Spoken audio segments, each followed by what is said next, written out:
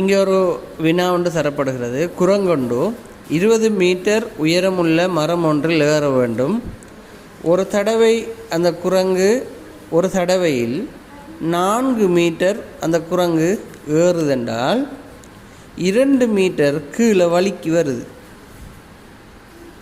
அப்போ கேள்வி கேட்டிக்கிறாங்க, இந்த 20 மீட்டர் உயரத்தையும் இந்த குரங்கு ஏறி முடிக்கிறதுக்கு எவ்வளவு நேரம் போகும் என்ற கேள்வி. ரைட், இப்போ சாதாரணமாக பாருங்கள், நமக்கு இந்த குரங்கு ஒரு தடவை ஏறி 4 மீட்டர் ஏறி 2 மீட்டர் வழுக்குதுண்டா அது ஒவ்வொரு தடவையிலையும் 2 மீட்டர் தான் அந்த குரங்கு ஏறுது.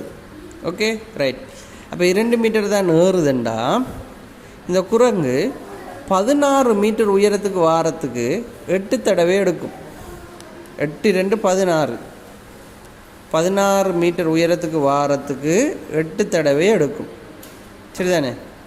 அந்த 9வது தடவை குரங்கு என்ன செய்யுமண்டா, 4 மீட்டர் ஏறுமா இருந்தால் 9வது தடவை அந்த 20 மீட்டரையும் கடந்துவிடும். இப்படி கேள்வி வரும்போது நாங்கள் என்ன செய்யணுமெண்டா, எத்தனை மீட்டர் அது வழுக்குதோ அத்தனை மீட்டரில் இருந்தால் கணக்கு பார்க்கணும்.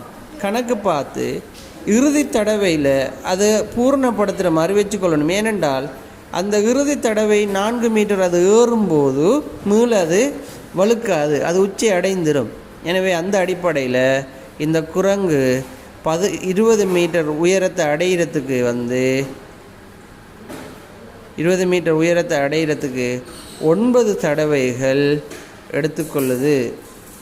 9 தடவைகள் எடுத்துக்கொள்கிறது என்கிறதான் விடை. இப்படியான கேள்வி வந்தால் நீங்கள் அப்படி செய்யலாம். இதை நத்தையை வச்சு கேட்பாங்க, வேறு இதில் கேட்பாங்க. இதுதான் முறை, இது ஷார்ட்கட் முறை. இதுக்கு தியரியும் இருக்குது. இந்த ஷார்ட்கட்டை நீங்கள் ஒழுங்கி வச்சுக்கொண்டீங்கன்னா இந்த கேள்வி இலகுவாக செய்யலாம்.